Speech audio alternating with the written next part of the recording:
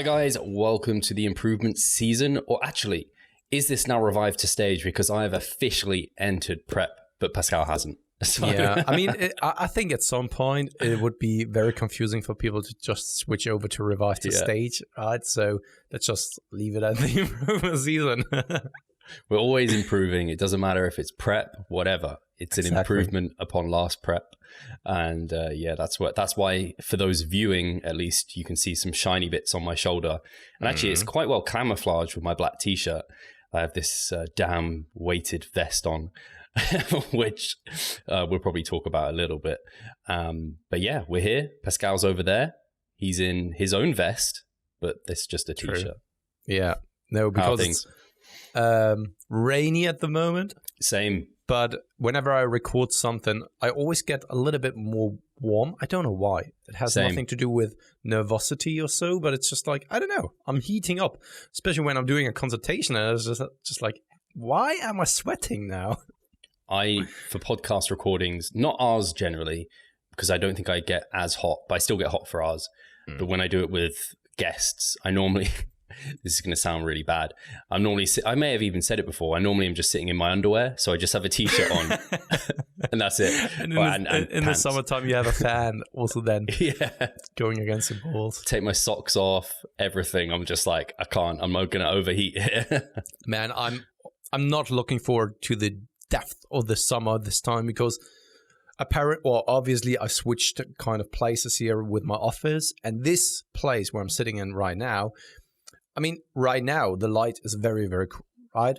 So you're always having daylight coming in here. But in the summertime, the sun is constantly shining into this room. And it gets super hot in this room because it's also like a kind of the rooftop that is a little bit squared. So it's also then heating up. I'm not looking forward to that. Doing the check. I mean, I'm always doing the check-ins very early in the morning. So that's not an issue. But then doing like concentrated work throughout the day when the sun is just like burning on the side of my office, so to speak. Nothing that I'm looking forward to. But I mean, it's now the midst of May and it still feels like as if it's winter time. Like, I think 5 days ago, I was outside with my winter clothes on because it was so freaking cold. And then there was a time, just like for 2-3 days, where it was 30 degrees outside. I mean, just the discrepancy is just like killing me. And I'm getting old. The weather's messed up. It's so messed up. It's funny because this is the best time to prep is when it's like boiling hot because you're cold most of the time when you're prepping or just dieting in general. Yeah. So when it's like, it's awesome because you're just out there like at a good temperature in normal clothes and everyone else is like sweating their asses off, but you're just like, nah, this is comfortable. I'm glad it's hot. Yeah. How have the first days been for you being back at a caloric deficit? So it's actually been quite nice. I know that sounds weird, but I've just enjoyed just not having to stuff my face. And in fact, like some days I'm having to consciously be like, oh, I need to like have a bit more here because I go into that diet mindset. And I wanted to have like somewhat of a plan coming into it, like a bit of a structure. And I do, like I have my times I eat and I know the macros that I'm kind of trying to achieve in each meal, but I haven't settled to like, I'm eating this foods at this time, this foods at this time. Because the more I think about food, the more I realize I am like robotic with it. I do enjoy food. Like I think everyone enjoys food, but everyone's like on a spectrum. Some people like, they get shitloads out of like fancy food and tasty food. Whereas I'm like, yeah, it's all like, I can appreciate that stuff. But for me, food is very much function. And so I just like knowing I'm eating this at this time and I get a lot of pleasure just following a plan. So I am settling towards somewhat of like an eating regime and everything. It was like novel to get some hunger because I haven't really experienced hunger at all over like, I don't know how many months. So it's quite like nice to get it. But like at the moment, I'm very happy having hunger because I mean, it's the energy levels that get me eventually. And like, I just want to keep those as high as possible. The kind of biggest knock was probably the weighted vest. And this is why I wanted to do it. So I learned, because I've learned so much just in the first few days of doing it in how I want to approach it. Because I was just like, yeah, I'll just put the weighted vest on and I'll stand all day and that'll be fine. And then I thought about it.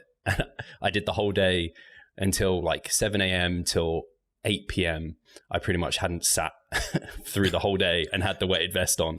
I was either walking in the gym or here, and I didn't wear the weighted vest when training.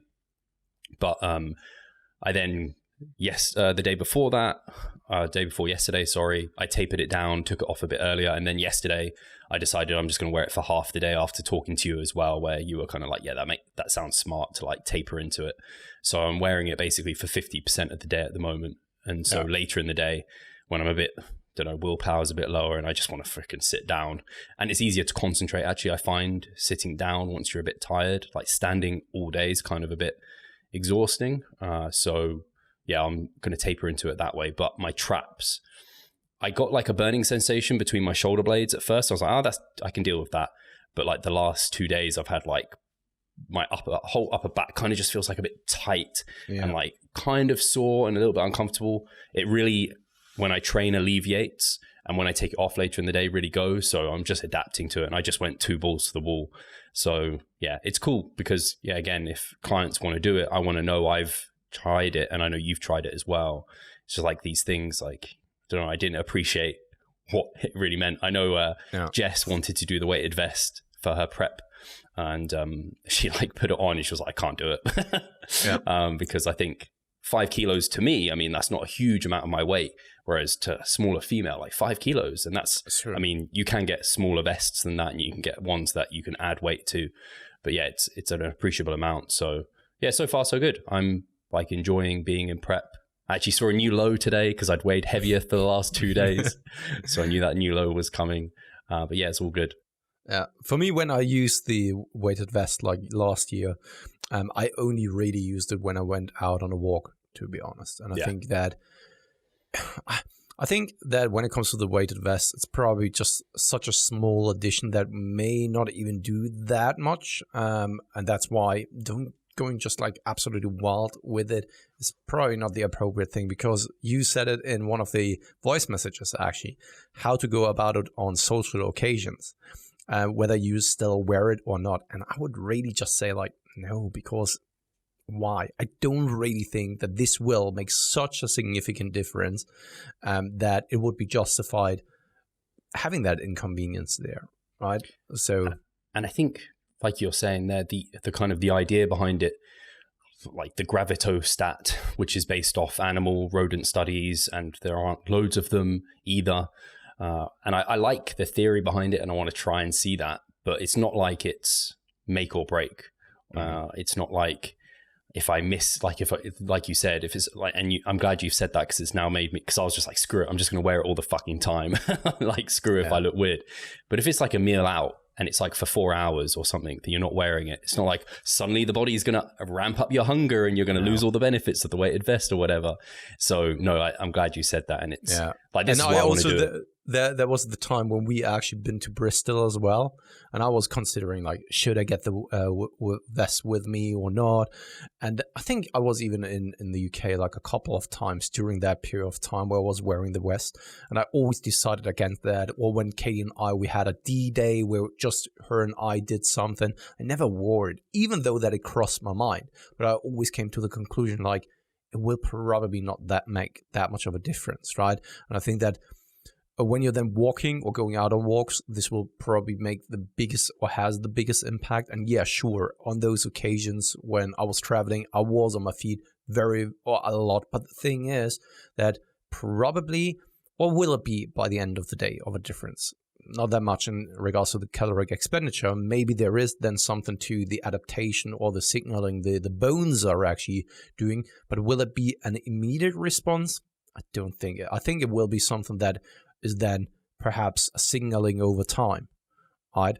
Because most of the time we won't lose like all of a sudden 5 kilograms, and then the body has to adapt super quickly. I think that if there is a signaling mechanism going on in the body, then it is something that then probably will take place over a longer period of time. Yeah, exactly. And I'd like them to do like a human study on it, because it's fat loss, right? So that you think they'd be interested.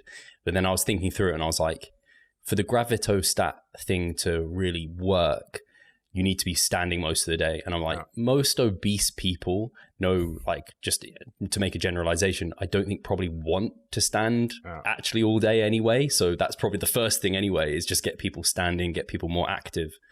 And then maybe the vest is something there. So yeah, like you said, the thing we know it does is keep NEAT up, or can be instead of increasing steps, you increase weight on here or whatever, keep totally daily energy expenditure up.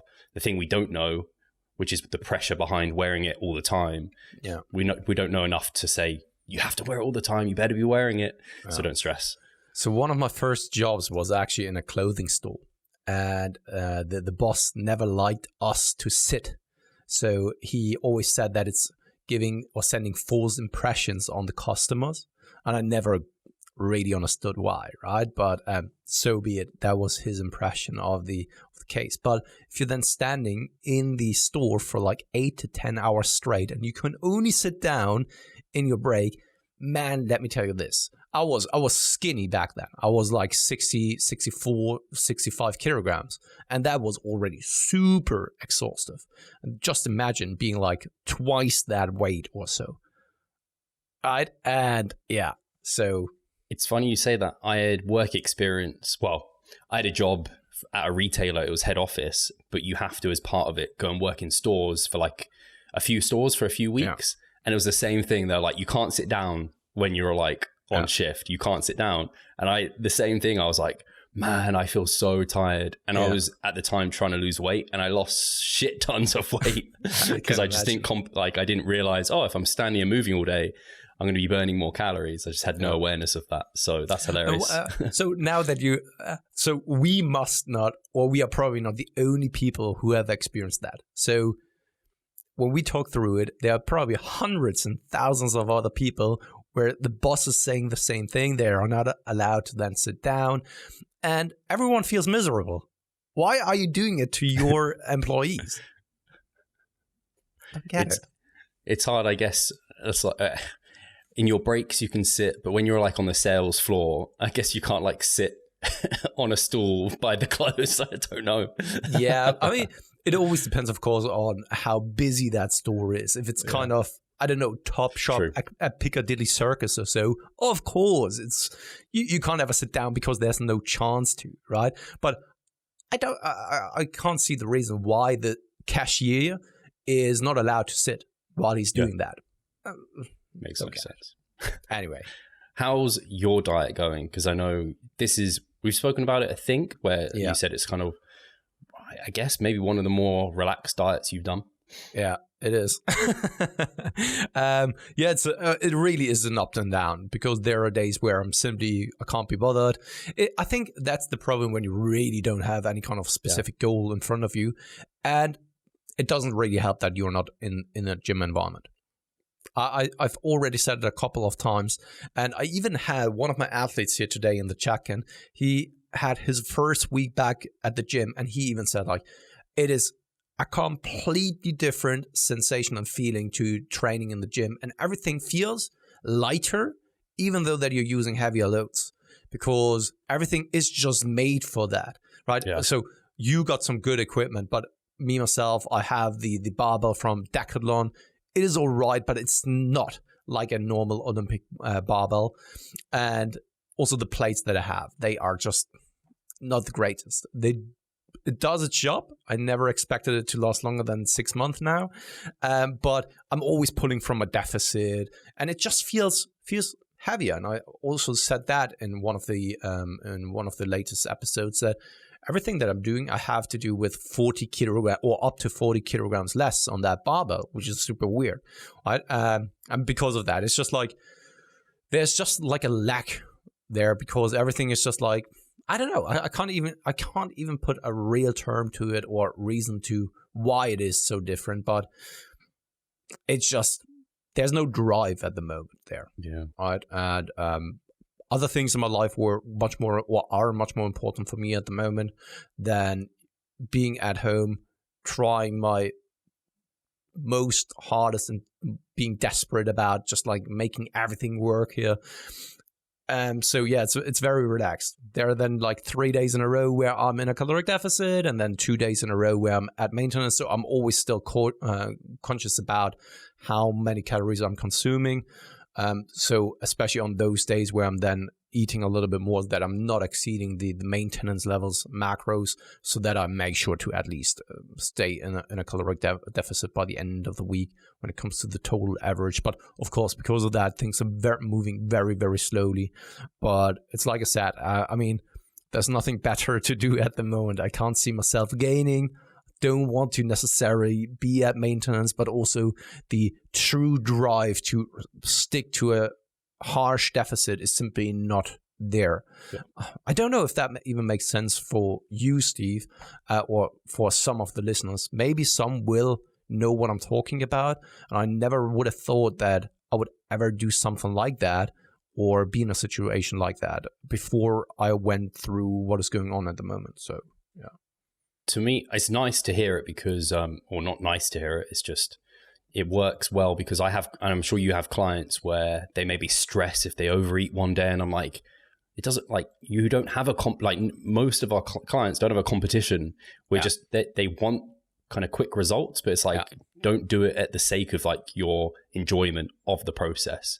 So to enjoy the process more, to not stress out a ton, you need like a couple of days where you eat at maintenance, and maybe you have like you said, if the majority of the time you're in a deficit, and at the end of the week you're in a deficit, if it's 500 versus like 1,000 that you wanted it to be, so be it. Like, it's not a big deal. Just take a bit longer. That's all right. Yeah. Enjoy yourself. Maybe you'll gain a bit of more muscle, or maybe like you can always find things there. But ultimately, like for you, you don't want to be stressing like, I don't know, 50% more to try and be in this deficit, and then that just like means you cut it short, or it leads to unintended consequences. So I completely get it.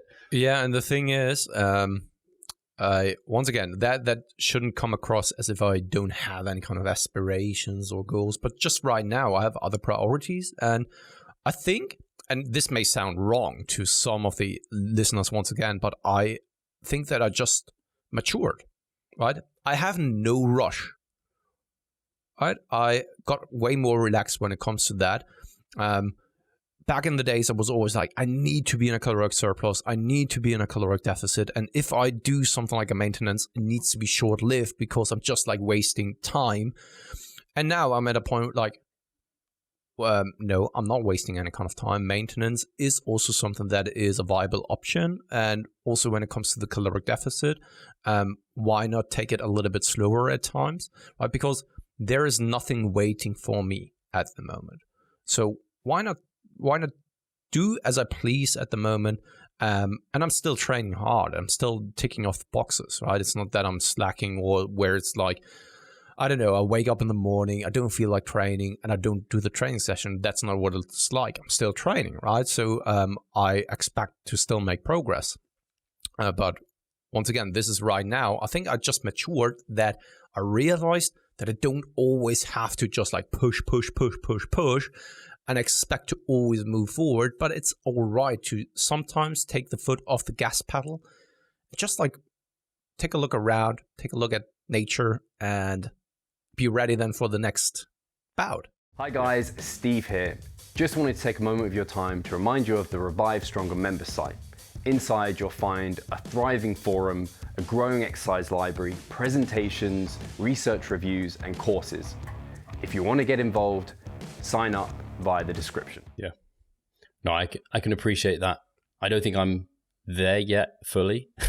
No, I don't think that you are. I still without think any kind of offense or so. No, it's not. I don't take any offense and part of it, I'm purposely not quite going there. I definitely see almost the need for it, especially as like you're established with a family and everything like, and in the situation you're in. If you like, that's why I ended up buying all this equipment so early on, because that's the way I am. And that's my kind of drive. And I've always said it to myself, like, when I can push, and it's been a lot of years of pushing, but I know eventually something's going to come up, or I'm going to just decide I'm going to pull back at some stage. But I'm happy to push now. Let's see how this comp prep goes. Maybe then I'll just retire. I'll give it all up, become a runner. That seems to be what I'm better at. And on that note, because you said it yourself that you've always been under the impression to always then push, and then pull back a little. And this is also my mantra. But the thing is that I wasn't truly living by that mantra. I always pushed. And when I thought that I pulled back, I didn't really. Right? And at some point, it's just very exhaustive. If you're just constantly doing that, and then there are other stresses in life as well. And now, especially with the kids, I know this sounds always so cheesy and so weird, especially for people who don't have kids. But once you get kids and you really live for them, because some people, they are simply not made for being a parent, and that is absolutely all right. I know people who simply can't identify with that and don't really want to be a parent and still have kids at home, and then they just go out and do their stuff or continue doing their stuff. But for me, it is the best thing that ever happened to me, and I really flourish when it comes to that. And the thing is that once you have kids, your entire perspective on things just change. Yeah. Like, I was just sitting on my motorbike here the last 2 days because the weather was good outside. And it was the first time since, like, I think last year, September or so. And for the first time ever, I was a little bit worried about something happening to me when sitting on the motorbike, because I don't, and I know that sounds very egoistic, but I don't want to miss out on seeing my kids growing up and miss out on all the things that they are going to experience. And I still want to be there for them, right? I want to be the father that is there for them and that they can look up to. And it was the first time that I actually been kind of worried sitting on a motorbike and just like riding through the city that something could happen to me. Right? And all of these things, they make other things less important. Right? And the same goes then for something like cutting or gaining or so. You become more and more relaxed with things because you start to realize that there are many things that are truly important. Because let's be real here. We are just a drop in the sea. Right? We come and go.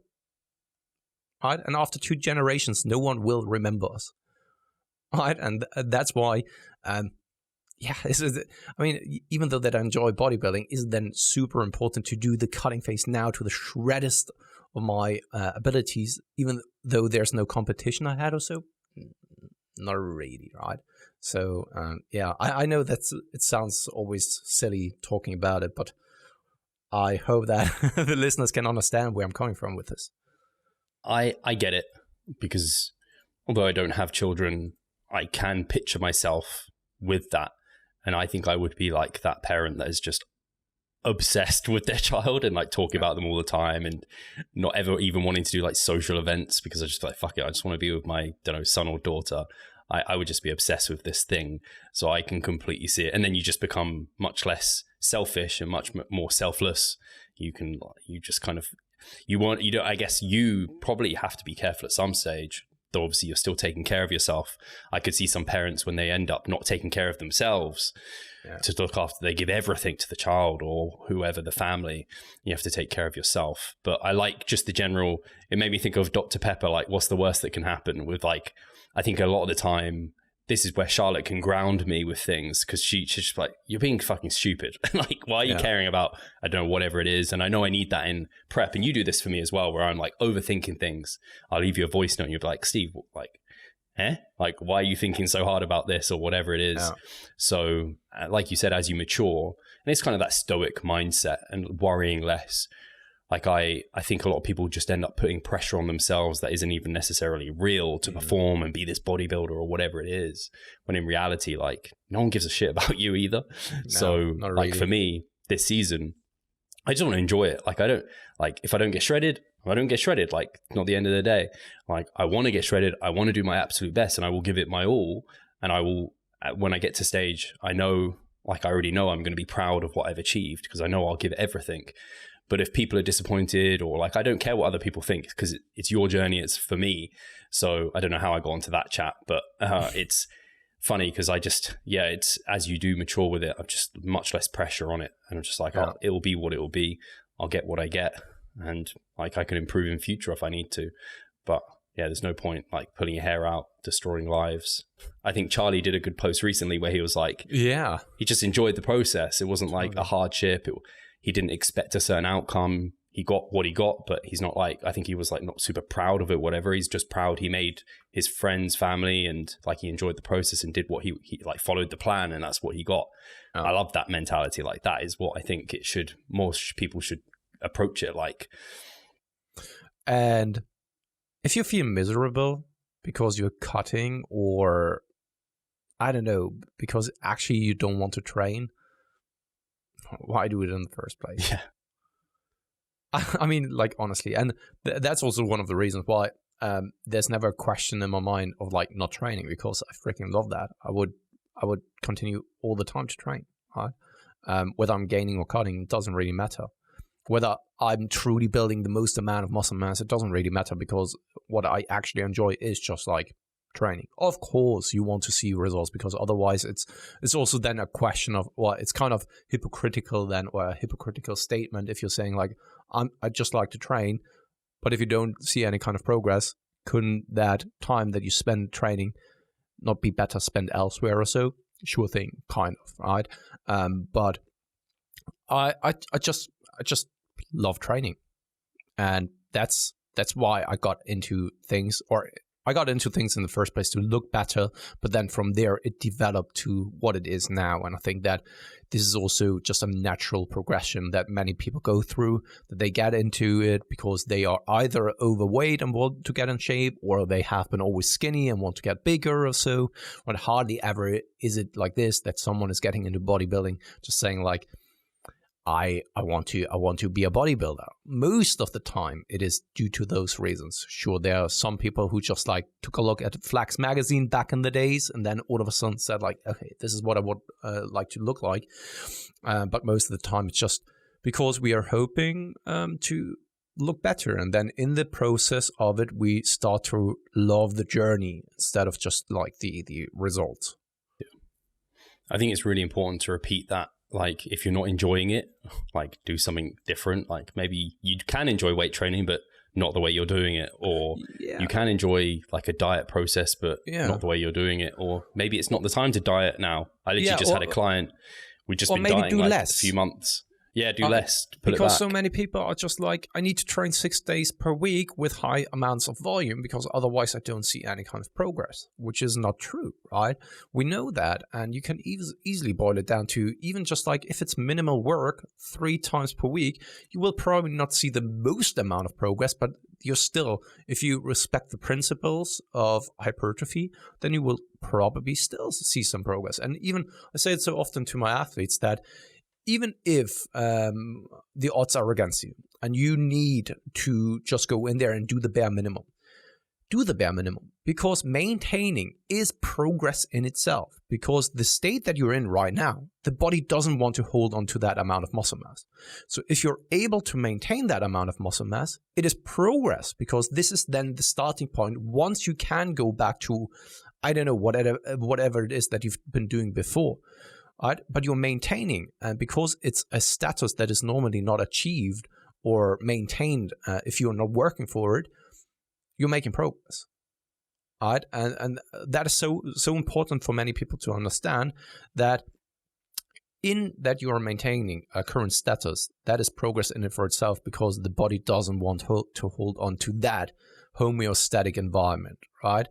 And if you then do the bare minimum, there will be a time where you can probably come back to it and increase the frequency, do a little bit more, or maybe you're not, right? And then you're still probably just maintaining a better physique, doing something for your overall health, etc., etc.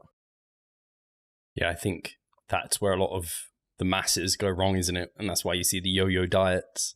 This is where the kind of idea of our primer phase really is super helpful, because it's like those periods of time when you shouldn't probably progress, where you're in a super stressful state, and you should just enter that primer phase.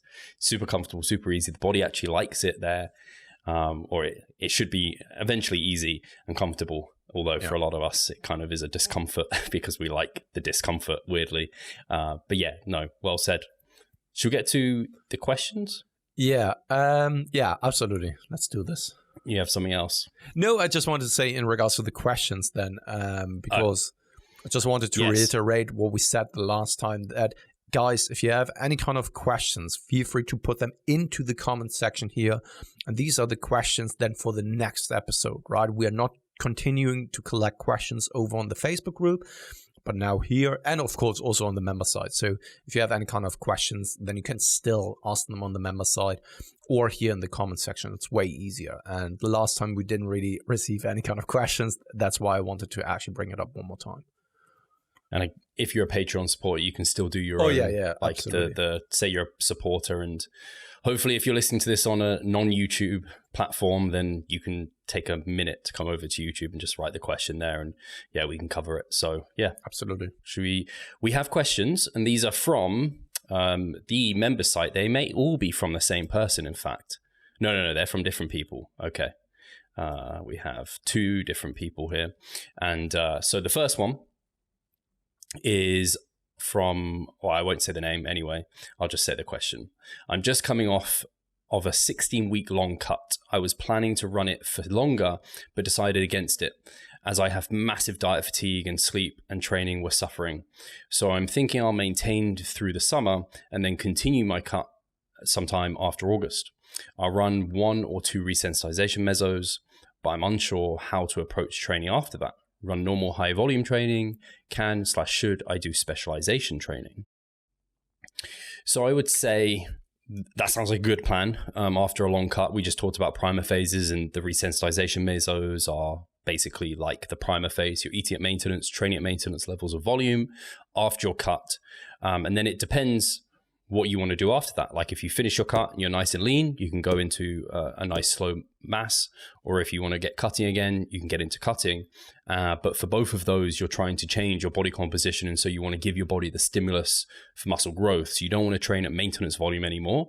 You want to train a little bit above that. So you're kind of what you said there in terms of normal high volume training. Yeah, you want to be on higher volumes, training between MEV, so minimum effective volume, and your MRV, however you like to run that.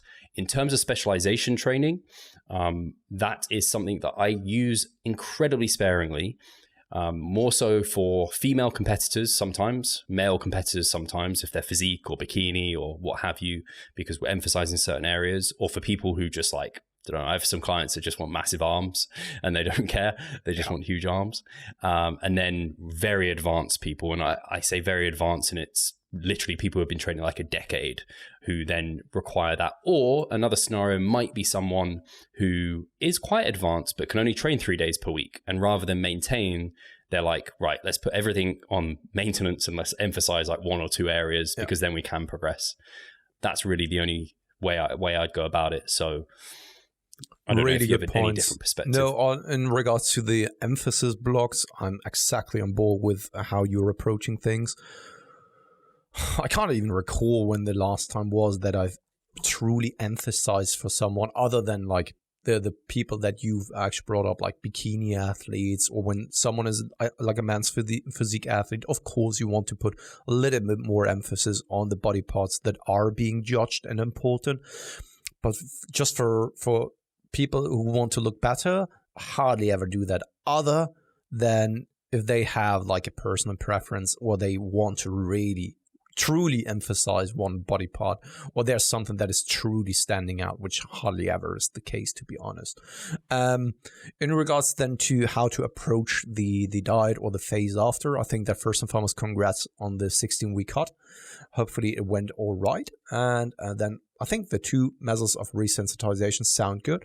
And once you go back, of course, don't expect to just go back to the amount of volume that you've been doing leading into the resensitization block, right? Start much, much lower. This is something that, especially when you do 2 back-to-back resensitization blocks, you can expect that your response to volume or just higher repetitions, once again, will be quite severe. And then you want to ease your way back into things again. So start on the much, much lower side of things in regards to the first 1, 2, 3 weeks of volume. And then you can slowly add sets again, up to the point where it doesn't really make sense to add more sets again, because it's just adding more fatigue, junk volume, etc., etc. But ease your way back into it. And start off on the lower side of things instead of too high, because I've seen it so often already. And I'm even sometimes doing that mistake with some of my athletes. We are going through something like a maintenance phase, and they responded so well to it, to resensitize the body, that I went ahead, prescribed lower volumes, going back into the normal hypertrophy mesocycle, and even the first week was way too much. And they end up crippling sore, needing an additional rest day here and there, even though that I thought the volume is already on the far low side of the spectrum. So you will probably not lose anything if you start off very, very low or with very little volume at first. And if you then realize, oh, that was way too little, you can quickly add it up instead of just like crushing yourself already and then, I don't know, maybe even destroying the entire mesocycle. Very well said. Really good point. I have just got, I have a follow-on question from that, Pascal. I've been experimenting more with taking active recovery phases versus primer or resensitization phases for this kind of resensitization to volume. How's your experience been in terms of the MEV after that phase? Yeah, I'll just ask you that and then I'll say what my experience has been. So for me personally, my response to volume hasn't really changed that significantly after an active rest period, to be honest. You would expect you go in, you get massively sore again after, like, let's say 2 weeks of an active rest period. So 1 week of deload followed by, or 1 week of an active rest followed by 1 week of deload. You would expect that you are responding extremely well to it and you are ending up being massively sore, which wasn't really the case for me. However, for some people it is. And I have just like the assumption or a theory that some people can bring down that adaptive resistance super quickly and resensitize, if you want to use that term, super quickly, whereas other people take much, much longer for them to reduce those adaptations, because it is basically what it is, right? You have adapted to being able to handle more volume.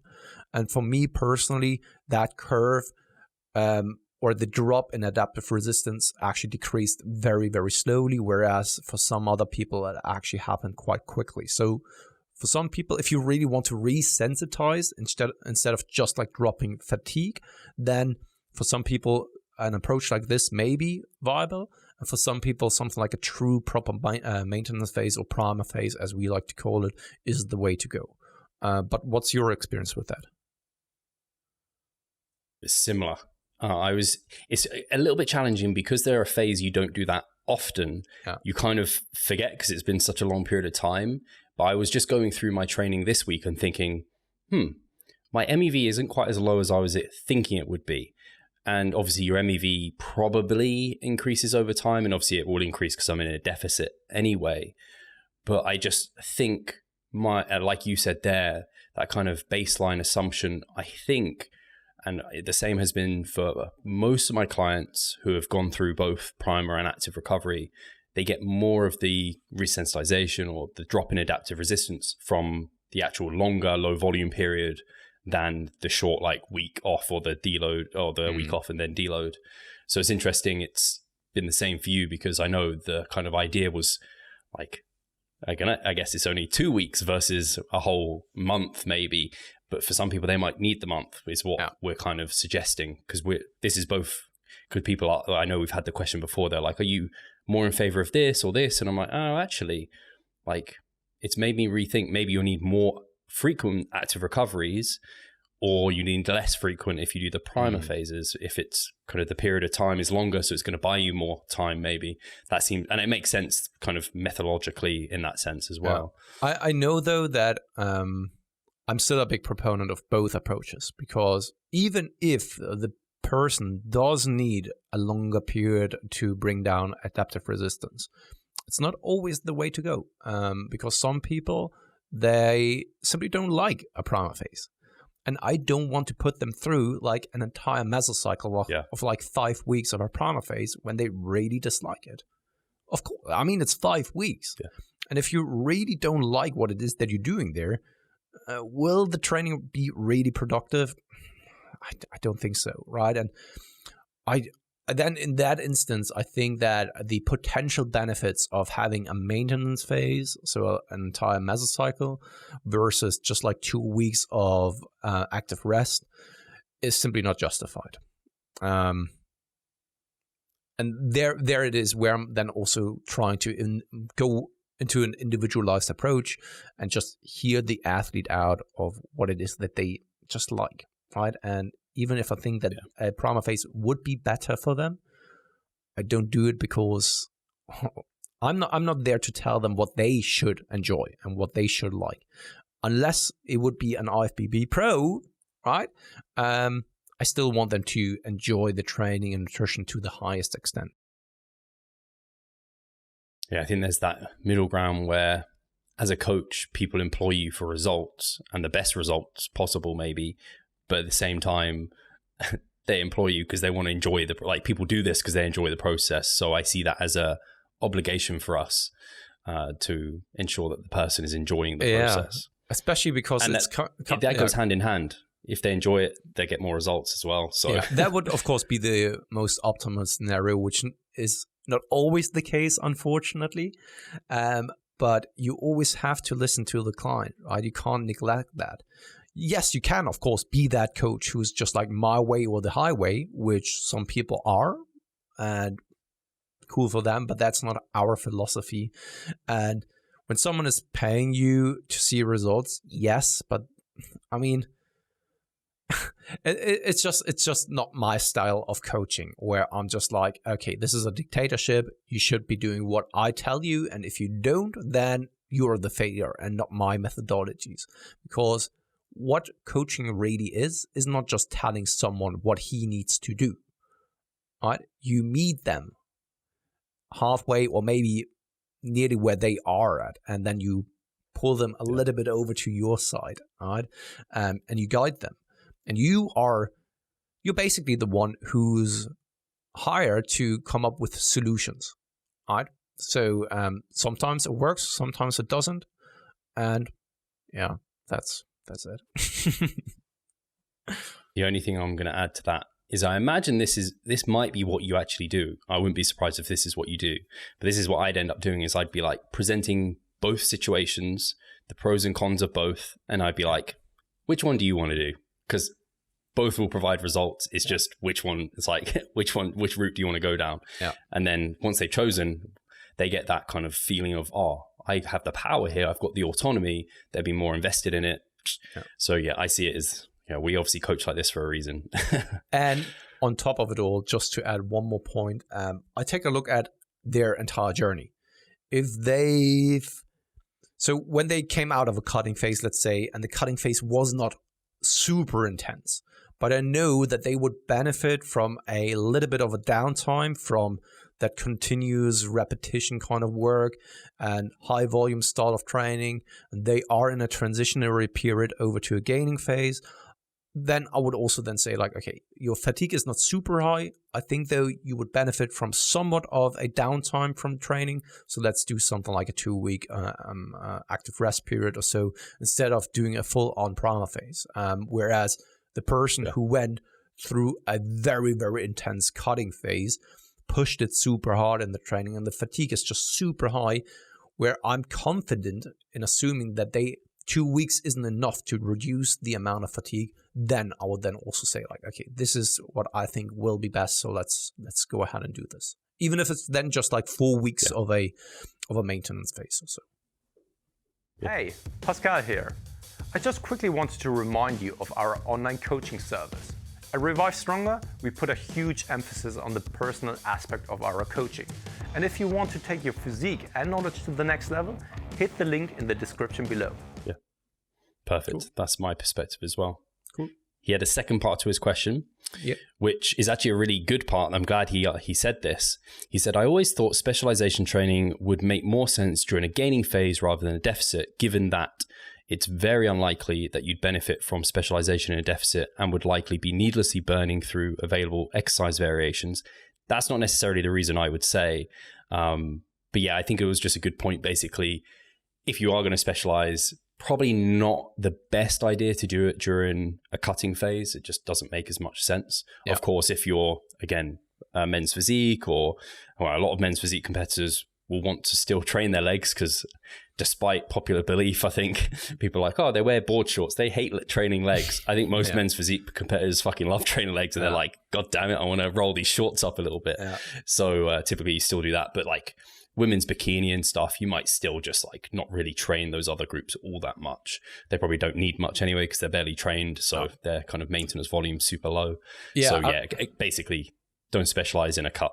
Totally. And even though that we said like we're not really using specialization phases often, what I like doing, and we've talked about it in the past a couple of times, is having a higher frequency for the biceps and the delts. When we are though in a cutting phase, then most of the time I'm actually reducing the frequency to only like 2 to 3 times or so per week, because there is no added benefit of actually doing that work. It most of the time just like adds more fatigue with very, very little benefits to it. And it just takes more time, right? Because we all know when we're deep into a cutting phase that every session takes a little bit longer and every kind of set is a little bit more exhaustive. And if you then, by the end of a leg session or so, are supposed to still do some arms, even though that you trained the arms the day before, most of the time doesn't really make any kind of sense in doing so, right? So it is because it's kind of specialization in that you're also playing with the frequency. This is just something that I wanted to also bring up, that I'm even bringing down the frequency on certain muscle groups if I don't see any kind of value in keeping the frequency high in a cutting phase in comparison to something like a gaining phase. I think that makes sense because your kind of volume tolerance is less anyway. So when your volume's lower, you don't tend to need to split it up as much. So I think that makes a ton of sense. I know in addition to that, I'm training I don't know if I'm going to continue this. Like I'm training my forearms and my traps at the start of this cut. Give me like 2 months, see if I'm still training forearms and traps. I probably will be actually, but I don't necessarily think I have to. And there are definitely things I would just be like, if I'm fucking tired, fuck off. Like I don't care about my forearms that much. Should we get to the next question, which we have? It's choosing extra exercises for heavier 5 to 10 rep days when not much equipment available. So, it's quite a long question. This is mainly an issue for chest and back. The week my heavier chest and back session was 5 times 5 to 10 barbell bench, 5 times 5 to 10 incline dumbbell press, 5 times 5 to 10 pull-ups, 5 times machine row. So 5 sets of barbell bench felt great, but 5 sets of everything else felt like too much of each thing, and I was getting less of a pump on the final sets. I'm struggling to think of what to add in, taking some sets away from the current stuff because there's not much to do from my gym. If I use incline Smith's machine press, that means I have no heavy upper chest movements available for the next block. Heavy lat pull downs probably aren't a realistic option for raw stimulus magnitude, and heavy barbell rows also have a poor RSM, don't know what that is, for maybe ROM. Where's S? No, it's nowhere near O for me. So that only leaves dumbbells available as extra rows, which takes away another variation for the next block. I could add in some slightly lighter 10 to 15 movements, but that would mean all of the secondary day 10 to 20 reps currently would have to move to 15 to 20 reps surely. Did that make sense? That was a lot to take in. Yeah, it makes sense. Let's try to dissect it and take one step at a time. I have a couple of questions, Nathan. And once again, we're doing these things in order to help you and not to give you a hard time or so, right? So first and foremost, why are you doing like basically 4 heavy compound lifts? So why does it have to be barbell bench press and incline dumbbell press in the same workout, right? Why not do something like a machine-based mover or something like cable flies, pack deck, whatever, right? And why then does it have to be in the 5 to 10 repetition range on the dumbbell incline presses? Most of the time, everything below 10 repetitions is a little bit, I feel that it's not the most productive to use or take advantage of something like dumbbells. Same goes then for the pull-ups and the machine rows. Why do they have to be in the same repetition range? And then why for 5 sets when you are then saying after 5 sets, the other movements don't really feel productive and you don't really experience any kind of pump anymore. right? There, I would already say stop, okay? After 5 sets, it seems like you've exhausted yourself so much already that the other movements are not as productive anymore. So perhaps it may be worth considering reducing the volume actually. Why not just do like 2 or 3 sets of the barbell bench press and then 2 to 3 sets of the incline dumbbell press if you really insist on doing those exercises. Then furthermore, when it then comes to the chest and actually having exercise variations available for the next mesocycle, it sounds to me that you're then switching exercises on a continuous or on a frequent basis from mesocycle to mesocycle, which I would not recommend doing. We could go down that rabbit hole, but let's try to stick to the question then. If you then want to still have some variability for other exercises in the next block, then I would just like say, okay, stick to 2 exercises, but make them less just like compoundish in nature, and go with perhaps also a machine-based movement there, which is also most of the time not as physically demanding as those compound lifts. It could also be that the fatigue is just so high. Yes, stimulus is good as well, but the fatigue is so high on a per set basis that you are just burned out, even though that you could theoretically tolerate or need more volume as well. And then it would make sense to actually bring down the amount of heavier compound lifts that you do and then add in some kind of machine-based movements as well. Once again, why does it have to be just in the 5 to 10 repetition range? Why not have then the accessory lift be in a higher repetition range where you are able to not induce that much of a fatigue, but can focus more on the mind-muscle connection, more on the true stimulus, and try to feel it where you are supposed to be feeling it, right? So as you can tell, a lot of things to consider, and probably Steve has also some kind of suggestions here. My suggestion, just to sum it up really quickly, is first and foremost, consider the exercise selection. Why does it have to be like the way that you have it right now? Is it just due to the lack of equipment or not? Then secondarily, consider then the repetition range. Consider how much volume it is that you need and do on a per set basis or per exercise basis, right? And by that, you can probably already come to quite a different setup and make it probably much more productive for you. You said a lot of good points, and I don't think I really have actually anything above what you said there to add, apart from to further emphasize. When I read out his first session there of the 5 times 5 to 10 for all those things, I was like, that just sounds like a brutal session, like that many heavy things. I think we both like to have a bit more of a range in our reps for muscle groups and within sessions where, like you said, kind of you have maybe your barbell bench press, which is your heavy movement, and then you have like a more accessory movement that's maybe in the 10 to 15, 15 to 20 or something for your other movement. And so you might even move the incline dumbbell press to like another day where it's like a upper chest focused more so. And then like with your machine row, you could again increase the rep range on that.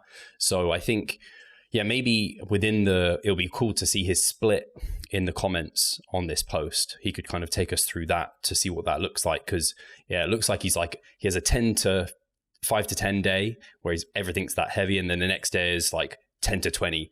Whereas you could have a bit more variation within each day. And that's not a problem. Like you can have that variation within there. You can focus more on one rep range than the other within sessions, even if he would like to.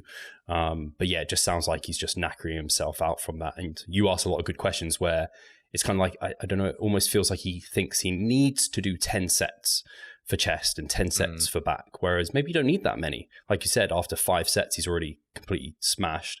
Why not do 2 to 3 and then 2 to 3 or something and make sure he's not overdoing it so he can actually get a good kind of pump mind muscle connection throughout the session.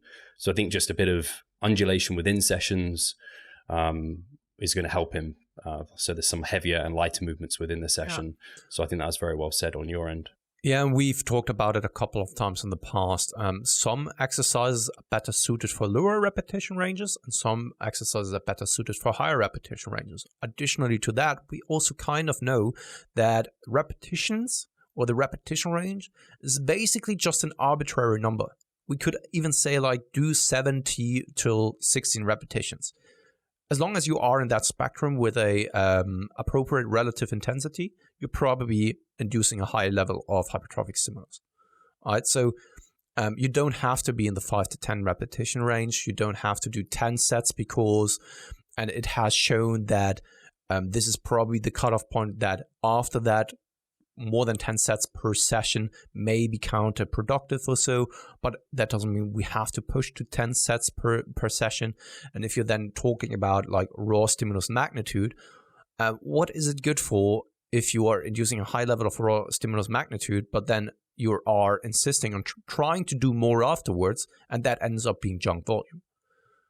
Then you're just like, all right, yeah, I had a high level of stimulus that I provided, but I'm now adding or making up the fatigue with other movements that don't really give me a lot anymore afterwards, right?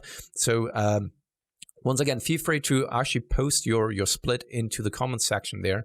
Give us a little bit of an overview.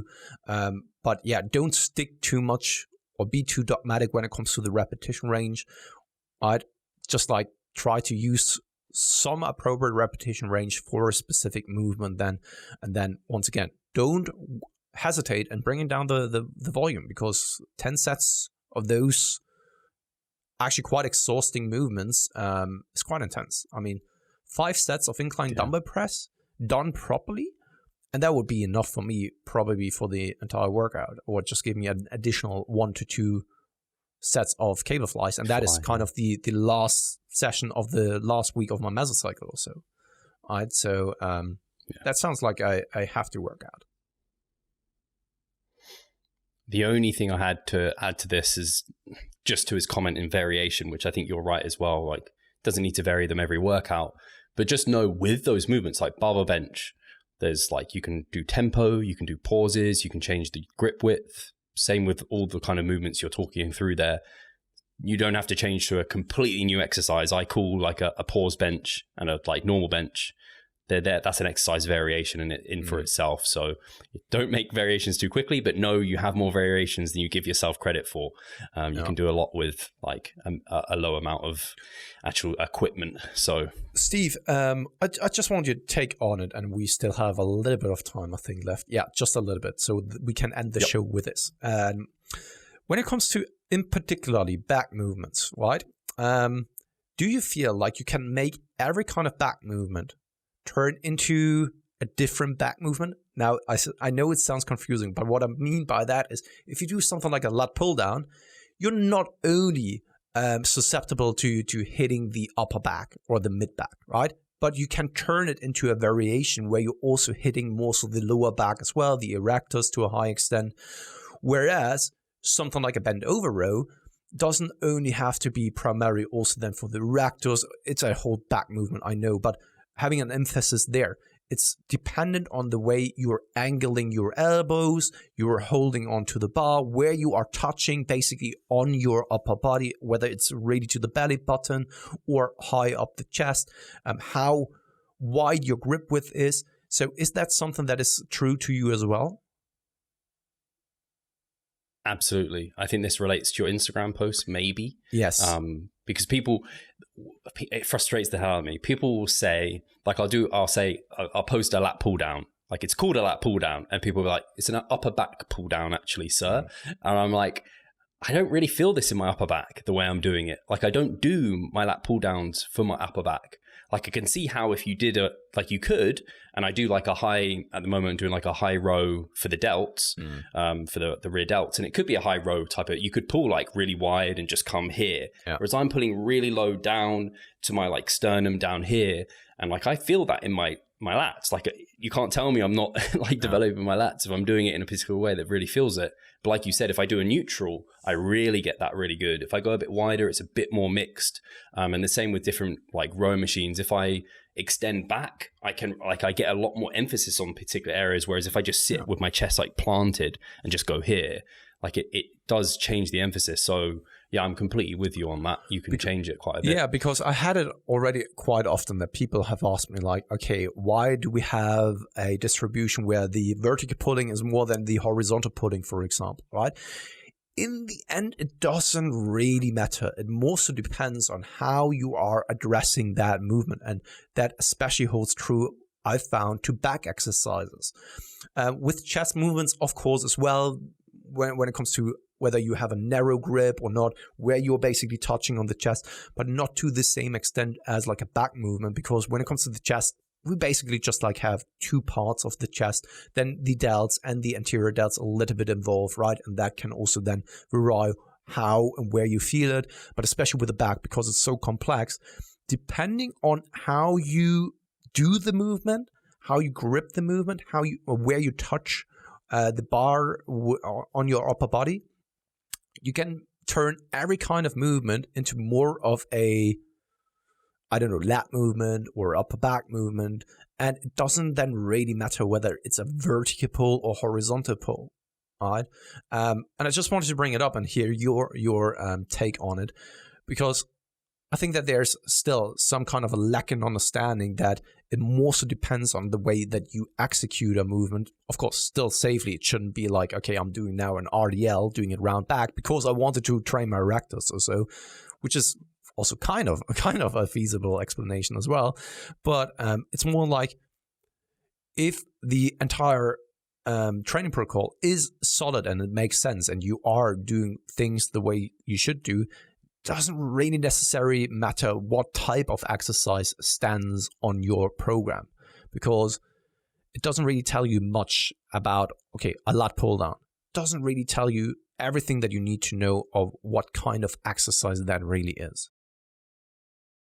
Yeah, I think I tend to just find the more neutral grip I pull, the more lat it feels, and the more, I don't know what it would be, the more, I guess, pronated even, it becomes more like upper back and rear delt and rhomboid. But like you said, you can pull like higher and you're going to get more of that area, pull lower, you're going to get more of that area.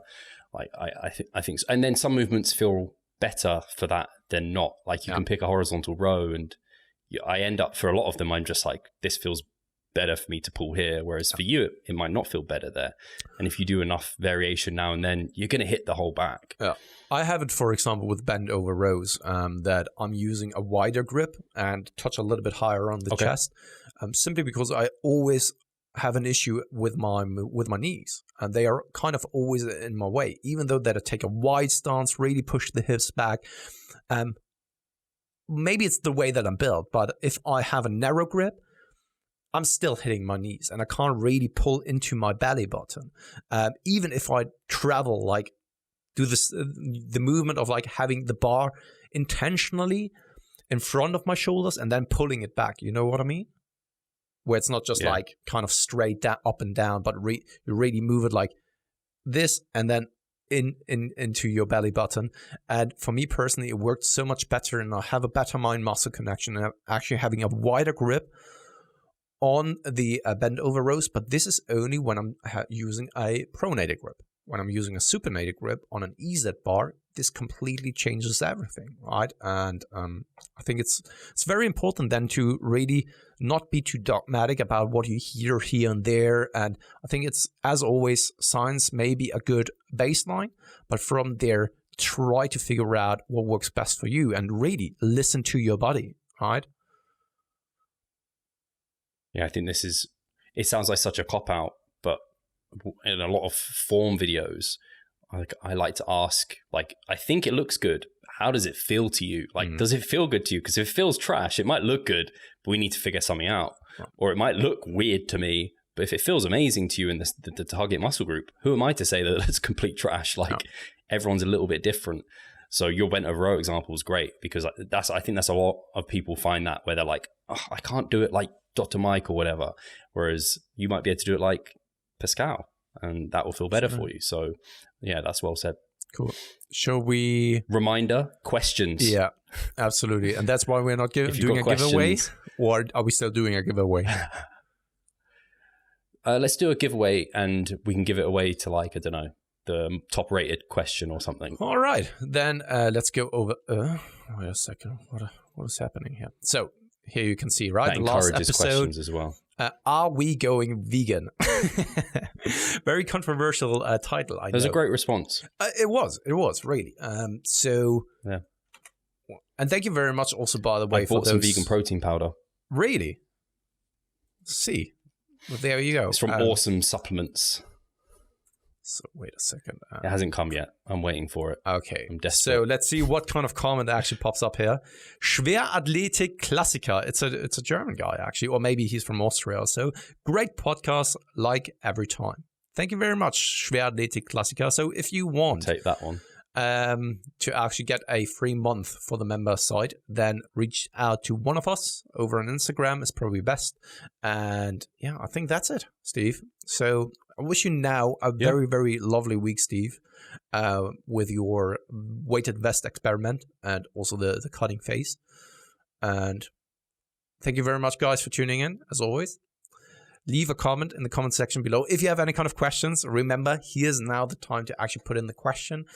Also, feel free to like and subscribe. That really, really, really always helps. You can't imagine how that helps, because YouTube is really rewarding those people who got a lot of people that are engaging with the videos. So, yeah, leave that there. And I guess I'll speak to you guys very soon. Cheers. Cheers, guys.